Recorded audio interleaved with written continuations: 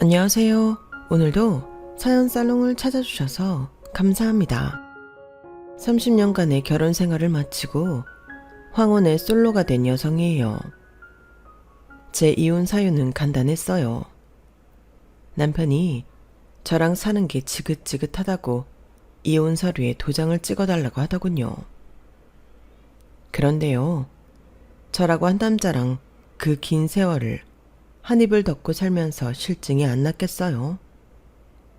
마음속으로는 수십 번, 수백 번 이혼 소리가 나왔지만 부모님 때문에, 자식 때문에 꾹꾹 참고 버텨왔던 거죠. 말이 30년이지 생각해보면 다시 돌아오지 않을 금쪽 같은 시간들이잖아요. 그 꽃 같은 내 청춘을 이기적인 남편놈과 염치 없는 시댁 식구들 위해 쓴 것도 억울한데 누가 누구한테 이혼 소리를 꺼내요. 아주 간이 배 밖으로 나온 거죠. 그래서 이 인간이 원하는 대로는 절대 안 해주려고 끝까지 버틸까도 생각했는데 하루는 우리 며느리가 신발장을 열어보더니 그러더라고요. 어머님, 마음에 안 드는 구두는 평생 가도 안 신어요. 신발장만 차지할 뿐이죠.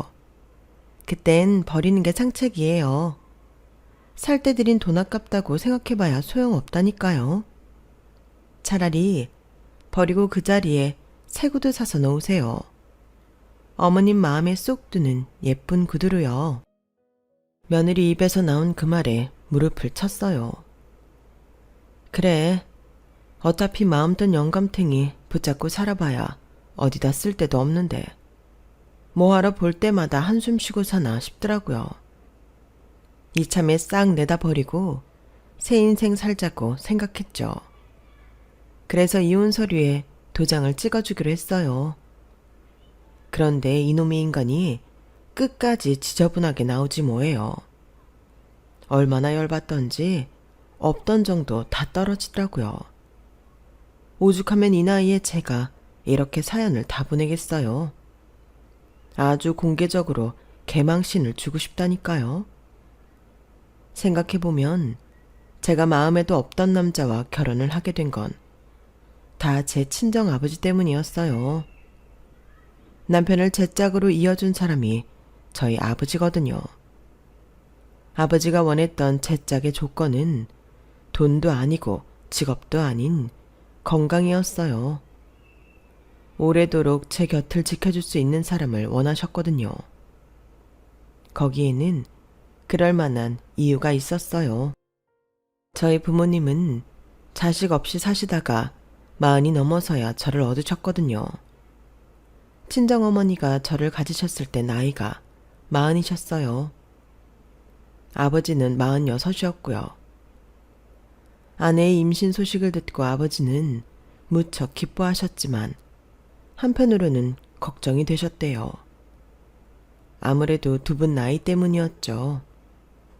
제가 20살이 될 때면 저희 부모님은 두 분 모두 환갑을 넘긴 나이가 되실 테니까요. 그때 친정어머니가 그러셨대요. 나오는 데 순서 있어도 가는 데는 순서 없다잖아요.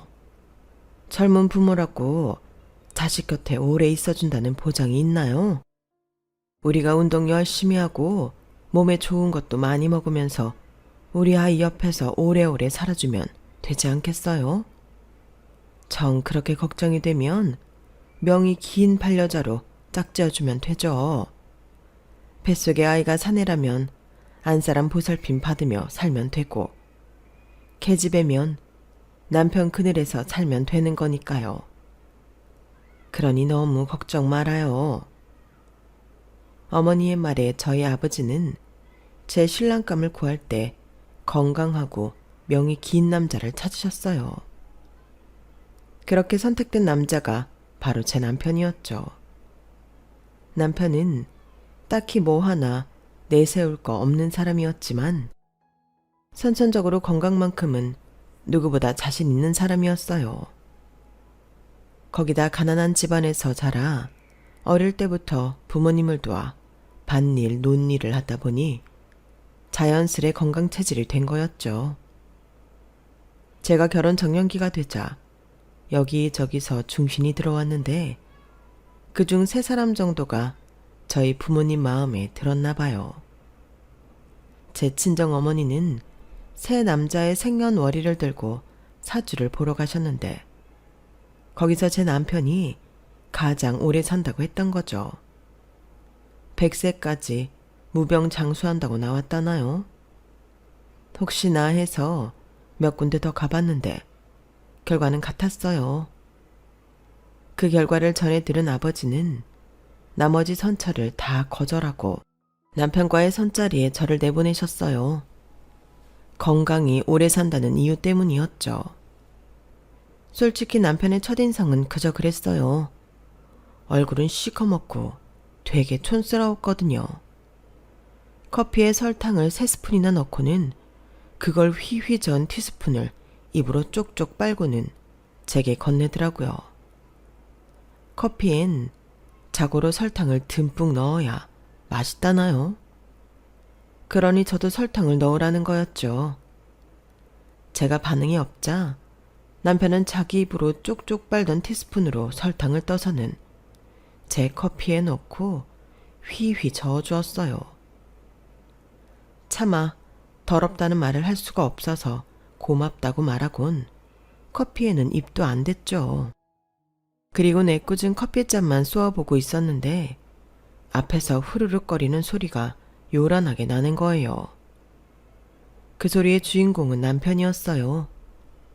뜨거운 커피를 후후 불어가며 온갖 호들갑을 떨면서 마시는데 안 그래도 주말이라 호텔 라운지엔 선보러 나온 사람들로 북적이고 있었는데 그 사람들 시선이 순식간에 저희 테이블로 쏟아진 거예요. 다들 입가를 실룩거리며 키득거리더군요. 그 바람에 저는 얼굴이 당근처럼 빨개졌는데 정작 그 사단을 일으킨 남편은 너무도 태어난 거예요. 캬, 커피 맛 좋다. 역시 서울은 뭐가 달라도 다르네요. 서울은 고등학생 때 수학여행으로 처음 와봤어요. 와, 그때 엄청 놀랐잖아요. 차도 많고 반딱반딱거리는 것도 많고 아주 정신이 없더라고요. 이번이 2번째 서울 여행이에요. 좋은 놈이 출세했지. 선 본다고 우리나라에서 제일로 좋은 호텔에도 와보고. 선희 씨는 서울 사람이라 이해가 안 되죠? 난요, 고등학교 졸업하고 회사에 취직하고도 줄곧 시골에서만 살아서 그런가 서울이 참 낯설고 그러네요. 근데요, 아까부터 사람들이 우리를 쳐다보는 것 같은데 내가 촌놈인 걸 눈치챈 거 아닐까요?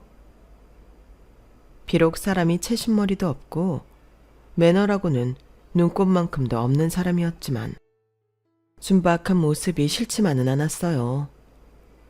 그날 선본 얘기를 집에 가서 했더니 아버지가 그러시더라고요. 됐어. 그만하면 사윗감으로 충분해. 뺀질뺀질한 것들보다는 남자는 자고로 투박하고 뚝심 있는 놈이 진국인 거야. 그놈이 대학은 안 나왔어도 머리가 좋아서 박사장 회사에서 일 잘하는 걸로 유명한 모양이더라. 식 올리기 전에 서울로 데려와서 내 밑에서 본격적으로 일 가르쳐야겠어. 아버지, 저 이렇게 시집가고 싶지 않아요. 아직 대학 졸업도 안 했고 결혼은 내 마음에 드는 남자랑 하고 싶다고요. 이 녀석이 또 그런다. 선이야, 우리가 살면 얼마나 살겠냐. 하나뿐인 딸내미 옆에 듬직한 사위 만들어놔야 나도 네 엄마도 마음이 편하지 않겠어? 사내놈 다 거기서 거기다. 명 길고 건강한 놈이 최고야. 울어도 보고 단식도 해봤지만 이번만큼은 부모님이 마음을 바꾸지 않으셨어요. 그래서 대학교 3학년 가을 학기 때 결혼식을 올리고 말았죠. 원래 결혼식은 남편 고향에서 하기로 했었는데 식을 올릴 예식장도 마땅치 않았고 무엇보다 저희 쪽에 비해 시댁 쪽 가격이 얼마 안 돼서 그냥 서울에서 올리기로 했어요. 당연히 결혼식 비용과 시댁 하객들을 모시고 오는 차편, 식사비 등은 저희 쪽에서 지불했죠. 사실 남편은 맨몸으로 장가를 들었다고 해도 과언이 아닐 정도로 아무것도 해오지 않았어요. 하고 싶어도 할 형편이 안 되었거든요. 저희 아버지는 저희가 살 집도 마련해 주시고 남편이 출퇴근 때 타고 다닐 승용차도 새로 뽑아주셨어요. 거기다 결혼식을 올리기 전에 아빠 회사로 데려와 본격적으로 일을 가르치기 시작하셨죠. 비록 같은 집에서 살지는 않았지만 남편은 누가 봐도 대릴 사위였어요. 저희 집에서 이렇게 받기만 했으니 남편도 저희 집에 잘하는 건 당연했죠. 지금은 남이 되긴 했지만 솔직히 남편이 저희 부모님한테 잘하기는 했어요. 아들이 없어서 평생 목욕탕에 혼자 다니셨던 아버지는 사위 덕분에 모처럼 하늘 풀 수 있었어요. 야, 내가 자식 데리고 오는 사람들 부러워서 대중탕에 잘 안 다녔는데 이젠 나도 당당하게 대중 목욕탕을 가게 됐지 뭐냐? 든든한 사위가 옆에 있으니까 얼마나 좋은지 몰라. 장인어른도 참, 사위도 아들 자식인데 당연한 걸 가지고 뭘 그러세요. 앞으로도요, 장인어른 사우나 가실 때도 옆에 찰싹 붙어 다닐 테니까 언제든지 불러만 주세요. 넉살 좋은 남편은 연세 많으신 아빠 옆에서 입안에 혀처럼 달콤한 말을 쏟아내며 점수를 땄어요. 저희 어머니한테는 또 얼마나 잘했게요. 어머니가 차려주신 밥상은 밥을 한 톨 남기지 않고 싹싹 비워댔어요. 거기다 립서비스는 또 얼마나 좋은지 몰라요. 아이고, 우리 장모님 음식 솜씨 때문에 이 사위가 다이어트를 해야 할 판이라니까요. 장모님이 해주시는 건 하나같이 다 맛있어요. 심지어 장모님이 따라주시는 물도 맛있다니까요. 어머어머, 장서방은 어쩜 이렇게 말도 예쁘게 하나 몰라. 맛있긴 뭐가 맛있다고. 나야 자네가 잘 먹어주니 늘 고마울 따름이지. 자네 좋아하는 LA 갈비 잔뜩 재워놨으니까 갈 때 가지고 가게나.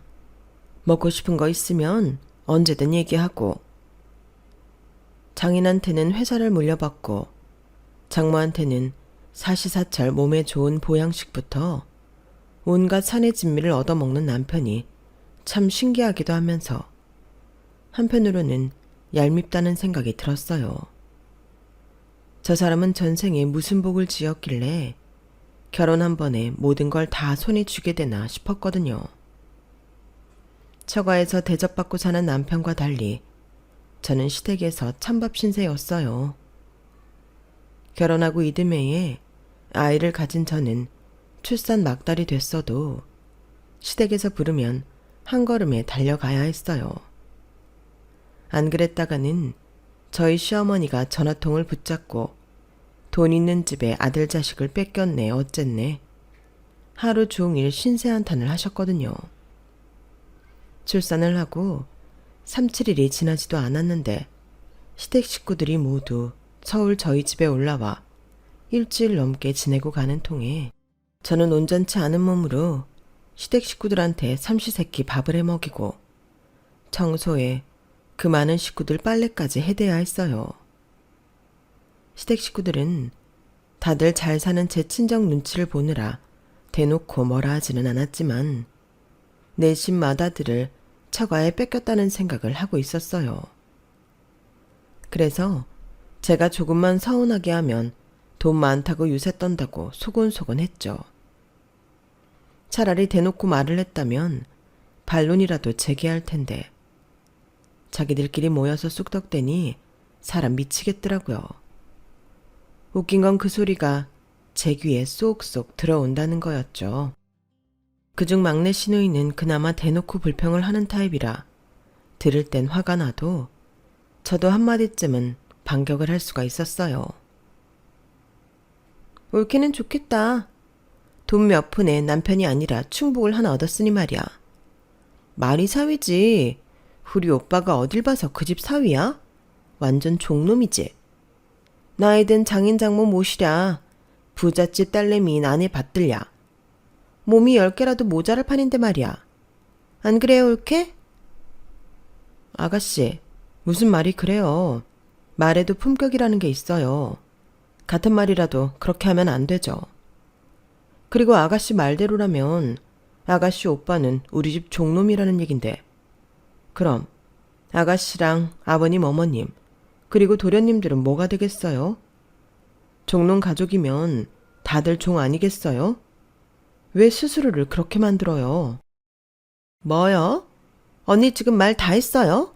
그럼 우리 식구가 다 종이라는 뜻이에요?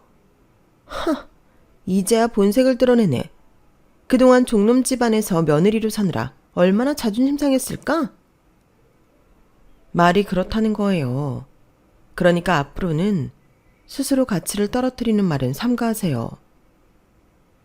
저는 그저 신우의 말을 논리적으로 풀어서 설명했던 것 뿐이었는데 그날의 말로 인해 저는 시댁에서 시부모 알기를 뭘로 하는 천하의 쓰레기가 돼버렸어요. 그리고 그건 남편한테도 마찬가지였죠. 당신이 손윗사람이면 어른스럽게 행동했어야지. 어떻게 어린 신우랑 똑같이 굴어. 아무리 우리 집이 당신 집에 비해 기운다고 해도 그렇지. 내 부모 형제를 종놈으로 치부하는 게 말이 되냐고. 사람 그렇게 안 봤는데 아주 무서운 사람이네. 여보, 그런 뜻으로 한 소리가 아니잖아요. 아가씨가 됐어. 듣기 싫어. 당신 속마음이 어떤지 알았으니까 변명 따위 할 필요 없다고. 이래서 10길 물속은 알아도 한 길 사람 속은 모른다는 거야. 어떻게 한 입을 덮고 살면서 이럴 수가 있어? 당장 본가에 전화해서 사과드려. 제 말은 들으려고 하지 않고 자기 여동생 말에만 귀를 기울이는 남편이 야속했지만 시간이 흐르면 이런 오해도 사라질 거라고 생각했어요. 그런데 사람 마음이 다 저 같지만은 않더라고요. 시간이 흘러도 시댁 식구들은 여전했거든요. 변하길 바랐던 시댁 식구들 마음은 그대로인데 뜻밖에도 엉뚱한 사람 마음은 변하더라고요. 바로 제 남편이었죠. 저희 부모님한테 그렇게 잘하던 남편이 제 친정아버지가 돌아가시자마자 이전과는 완전 다른 사람으로 변해버린 거예요. 회사도 자기 수중에 들어갔겠다. 이제 무서울 게 없었던 거예요. 하루가 멀다고 드나들던 제 친정은 명절에도 온갖 핑계를 다 대가며 발길을 끊었고 심지어 저희 어머니가 유방암으로 병원에 입원해 있을 때도 회사 일이 바쁘다는 핑계로 문병 한 번 오지 않았어요. 당신 사람이 어떻게 이래요? 다른 사람도 아니고 장모가 중병으로 입원을 했는데 어떻게 코빼기 하나 안 비쳐요? 우리 아버지 살아계실 땐 하루가 멀다 하고 뻔질나게 드나들던 사람이. 이 사람아, 내가 놀면서 안 갔나? 회사 일이 바쁘니까 어쩔 수 없었다고 했잖아. 그리고 요즘 의술이 좋아서 유방암 정도는 병도 아니라고. 별것도 아닌 일에 일하는 사람한테 전화해 시간을 뺏어? 그러고도 당신이 내 와이프야? 암튼 바쁘니까 전화 끊어. 이 일로 친정 어머니는 저만큼이나 많이 실망하셨어요. 이게 다 내 탓이다. 내가 네 짝으로 명이 긴 놈을 찾아주자는 말만 안 했어도 장서방 같은 사람이랑 네가 결혼할 일은 없었을 텐데. 다 내 탓이야. 어머니도 참, 그게 왜 어머니 탓이에요. 그리고 그이가 지금까지 우리 집에 잘했잖아요. 자기도 아버지 자리 맡아서 하려니 책임감 때문에 더 저러는지도 몰라요. 그러니까 너무 서운해하지 마세요. 말은 그렇게 했지만 속으로는 매정한 남편한테 너무 서운했어요.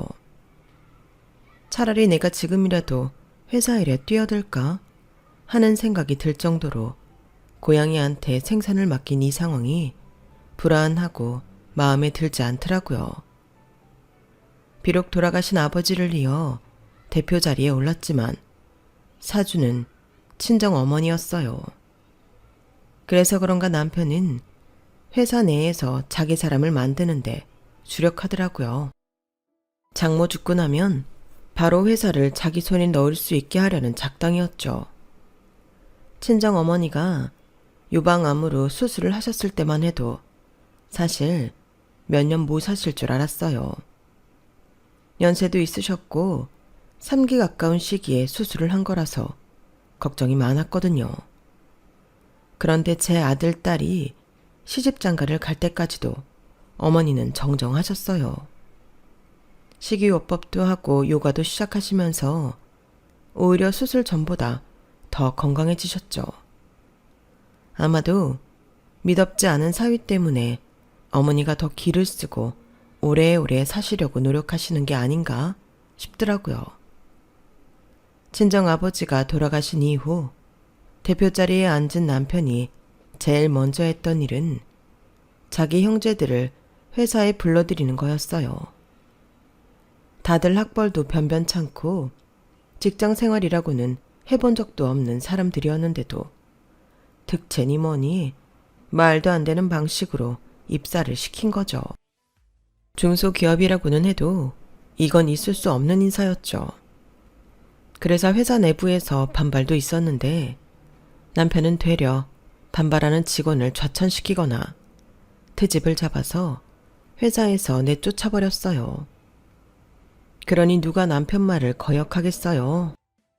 딸랑이 들고 꿀 빨아먹으려는 사람들만 남편 옆으로 찾아들었고 일 잘하고 성실한 직원들은 회사를 나가거나 입을 다물게 된 거였죠. 그렇게 10여 년 가까이 지나는 사이 회사에는 남편 사람들로 가득 찼고 경영은 엉망이 되었어요. 거기다 경제 악화까지 겹치면서 회사 사정은 말이 아니게 되었죠. 남편은 매번 경제 상황 때문에 회사가 기울어진 거라고 말했지만 실상은 그게 아니라는 걸 알고 있었어요. 남편의 말도 안 되는 경영 방식에 참다 못한 아버지 신복들이 저를 찾아와 회사 돌아가는 얘기를 전해주었거든요. 이제 다들 연세도 드시고 회사를 그만두게 되었기 때문에 거칠 것 없이 다 털어놓을 수 있었던 거예요. 선이야, 지금이라도 네가 회사 일에 뛰어들면 어떻겠니? 나야 이제 나이도 들어서 회사를 떠나는 몸이지만 남아있는 사람들을 생각하면 이렇게 회사 문을 닫을 수는 없잖아. 네 아버지가 어떻게 일군 회사인데. 아저씨도 참, 제가 회사 일을 어떻게 해요. 평생 집안 살림만 하던 사람이. 아버지가 널 왜 경영학과에 보내셨겠니? 네 아버지가 허허 실실하는 분 같아도 뼛속까지 사업가인 분이셨다. 당신이 청춘 바쳐서 만든 회사 사위선에 지어주고 가실 분이 아니라고. 아직은 회사에 내 사람들이 조금 있으니까 그 사람들 잘 추스려서 회사 좀 살려봐라. 나도 도울 일이 있다면 언제든 발벗고 달려올 테니까. 그때는 한 귀로 듣고 한 귀로 흘렸는데 얼마 지나지 않아 뜻하지 않게 결심을 하게 될 계기가 생겼어요. 하루는 손녀딸 하원을 시켜야 해서 애 유치원에 갔는데 남편한테 전화가 왔더라고요. 어디냐면서 당장 집으로 좀 오라더군요. 그래 손녀딸을 데리고 허겁지겁 집으로 왔더니 남편이 제 앞으로 서류 봉투를 툭 던지는 거예요. 이게 뭐예요? 묻지 말고 일단 열어봐. 보면 알 거 아냐. 퉁명스럽게 말하는 남편을 보니 좋은 내용이 담긴 건 아닌 것 같았어요. 아니나 다를까 어이없는 서류가 들어있더라고요. 내 건 다 썼으니까 당신 것만 써서 나한테 줘. 접수는 내가 직접 할게. 남편이 건넨 건 다름 아닌 이혼 서류였어요. 뜬금없이 이제 와서 이혼을 하자고요? 뜬금없긴. 난 아주 오래전부터 생각했던 거야. 이젠 당신이란 사람이랑 사는 게 아주 지긋지긋하거든. 말이 났으니 말인데 우리가 각방 쓰고 산 지 한참 됐잖아. 애들 시집장가 보낸 후로는 당신은 장모님 댁에서 살다시피 했으니 별거라면 별거라고도 할 수 있을 거고. 무엇보다 내가 더 나이 들기 전에 내 인생 제대로 살아보고 싶어졌어. 마음도 떠났고 몸도 떠났는데 부부로 살 필요가 뭐 있어. 같이 사는 동안 당신이 돈 한 푼 벌어온 적 없었지만 그래도 인정상 재산의 반은 위자료를 줄 테니까 군소리 말고 깔끔하게 헤어지자고. 남편은 마치 선심이라도 쓰듯 재산의 반을 주겠다고 하더군요. 그런데 이건 계산이 좀 잘못된 거잖아요. 애초에 그 재산은 제 부모님 거였으니까요. 결혼할 때 몸만 딸랑 들고 와서는 내 부모가 남긴 재산의 반을 먹겠다고요. 거기다 회사의 지 동생들 자리까지 억지로 만들어서 이날 이때까지 월급을 줬으면서요. 말도 안 되죠. 그래서 일단 생각할 시간을 달라고 했어요. 남편은 그럼 생각할 동안 친정에 가서 지내라고 하더군요. 그렇게 집을 나와 친정으로 온 저는 아흔이 넘으신 어머니 앞에서 차마 이혼 얘기를 꺼내기가 힘들었어요. 살 날이 얼마 안 남은 부모한테 효도는 못할 망정 마음의 짐을 안겨드리고 싶지 않았거든요. 그런데 이놈의 인간이 저 몰래 제 어머님께 전화해 이혼 얘기를 꺼낸 모양이었어요. 친정에 가보니 어머니가 저보고 그러시더라고요. 예전 같으면야 이혼이 큰일 날 일이었나 몰라도 요즘은 아니더라. 이미 마음 뜬 놈 잡고 살아봐야 너만 고생이지. 안 그러니? 이 늙은 어미 걱정에 다 끊어진 줄 잡고 살아보겠다는 노력은 하지 마라.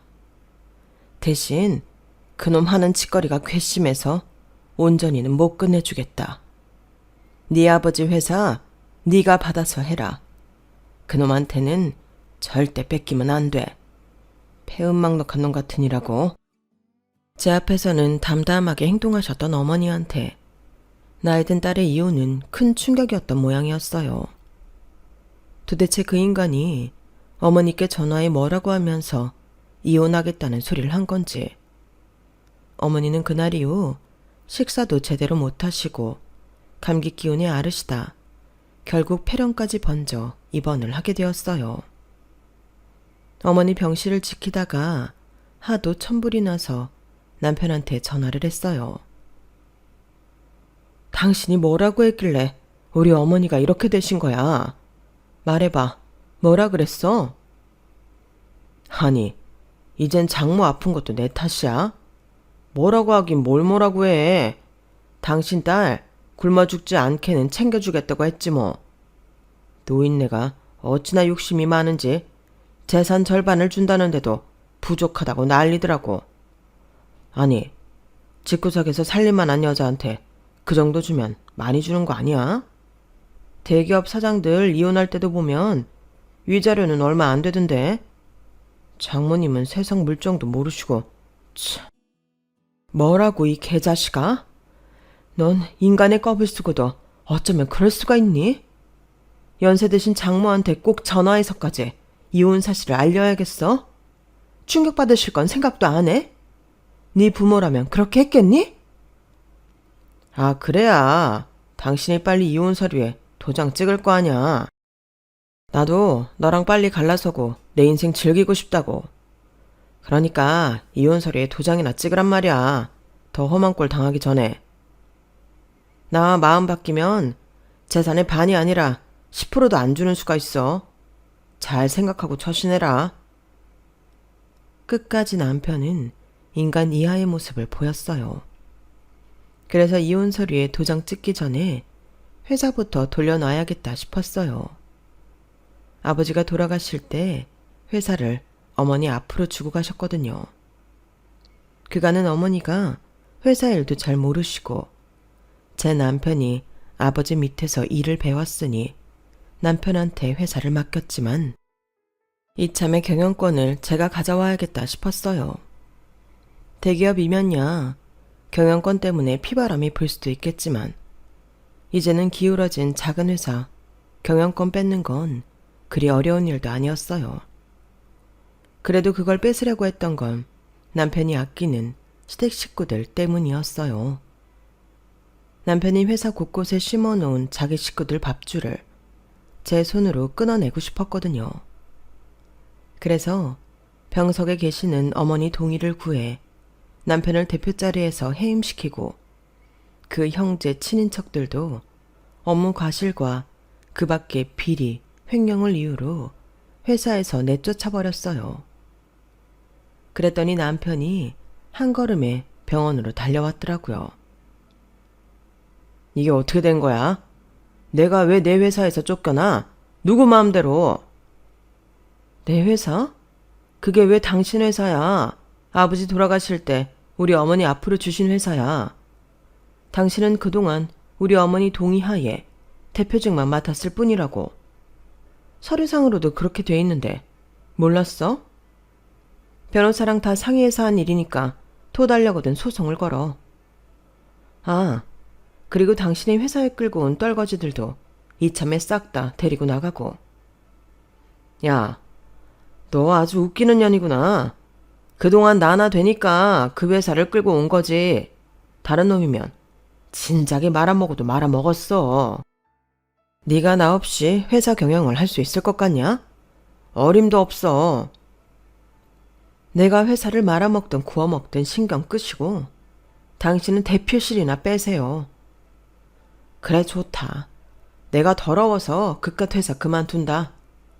아, 대신 퇴직금은 제대로 정산해서 내놔라. 걱정하지 마세요. 당신 퇴직금의 절반 온전히 송금해 줄 테니까. 그 말에 남편은 발끈했어요. 왜 반이야? 내가 피땀 흘려 일했지. 네가 이랬냐? 어디서 남의 노고를 맨입으로 먹으러 들어?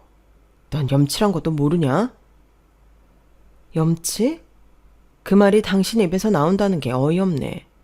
이혼하자며 재산의 반 준다며? 그럼 당연히 퇴직금도 반을 나눠야지. 그 말에 남편은 눈알을 굴리더니 신기하게도 순순히 수긍하곤 돌아갔어요. 남편이 돌아간 뒤 아무래도 찜찜하더라고요. 저 인간이 순순히 퇴직금 반을 내줄 사람이 아닌데 별 말 없이 수긍하는 게 이상했거든요.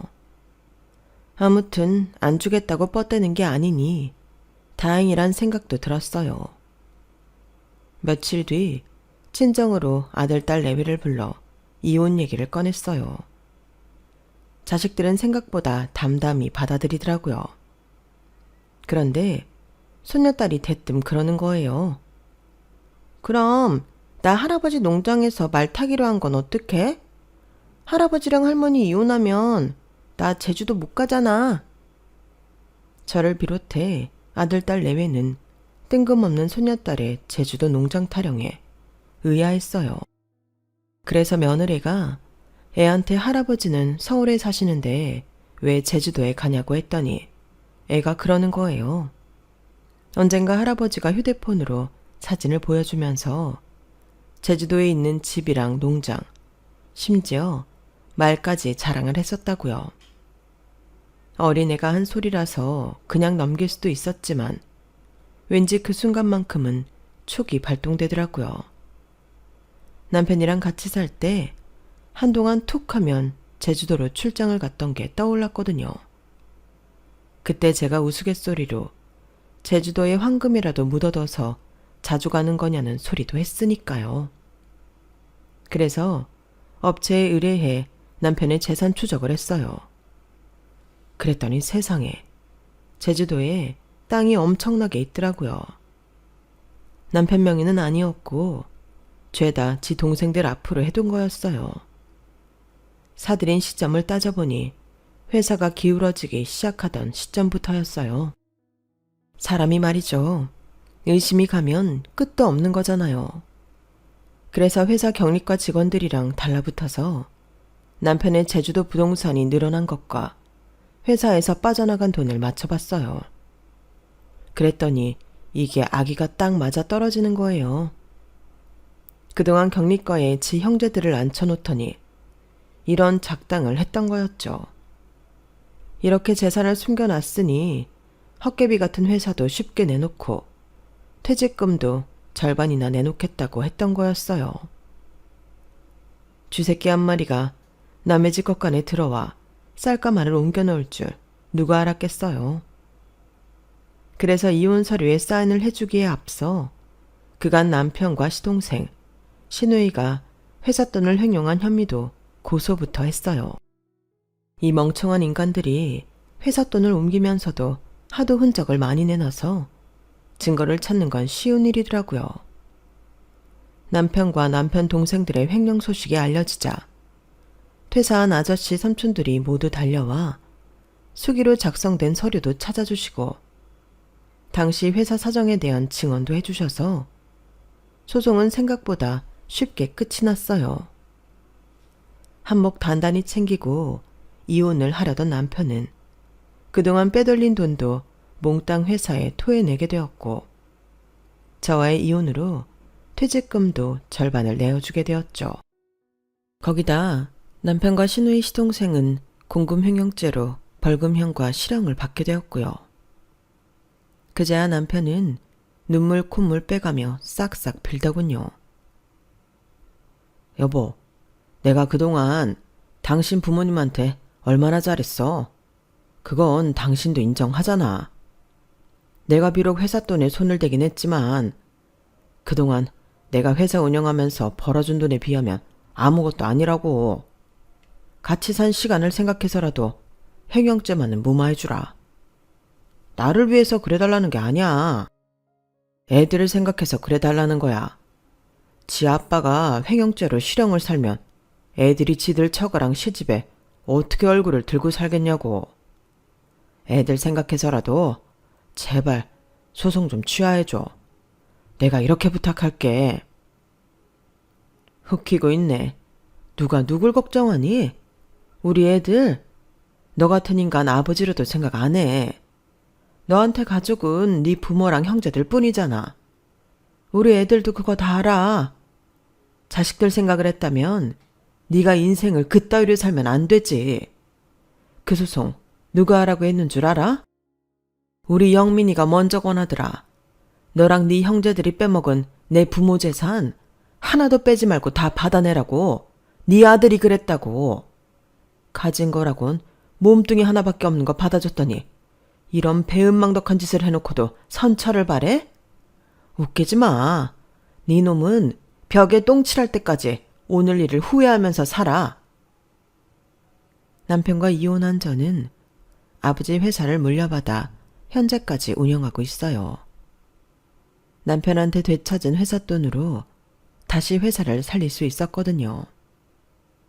제 이혼 소식에 병원 신세까지 지내셨던 어머니는 다행히 회복되셨고 지금은 저와 함께 살고 계세요. 남편의 공금횡령을 밝히는데 큰 공을 세운 제 손녀딸한테는 선물로 승마 레슨을 시켜주기로 했어요. 굳이 제주도까지 안 가도 말을 탈 수 있다니까 손녀딸이 그렇게 좋아하더라고요. 늦둥이 딸 걱정에 부모님이 골라주셨던 명이 긴 남자는 이렇게 제 손으로 연을 끊어버렸지만 부모님의 걱정과 달리 저는 외롭지 않게 살 수 있을 것 같습니다. 앞으로 머리 터지게 회사 일에 매달려 살아야 해서 외로울 틈이 없을 것 같거든요. 진작에 명이 긴 남편이 아니라 제게 회사를 물려주셨으면 더 좋았을 걸 그랬어요. 앞으로는 아내가 아닌 엄마가 아닌 사업가로서 제2의 인생을 대차게 살아보려 합니다. 지금까지 제 사연을 들어주셔서 감사합니다. 건강이 최고죠. 항상 건강하시고 행복하세요. 여러분, 사연 댓글에 응원과 현명한 조언 부탁드려요. 좋아요와 구독은 저에게 큰 힘이 됩니다. 오늘도 좋은 일 가득하세요.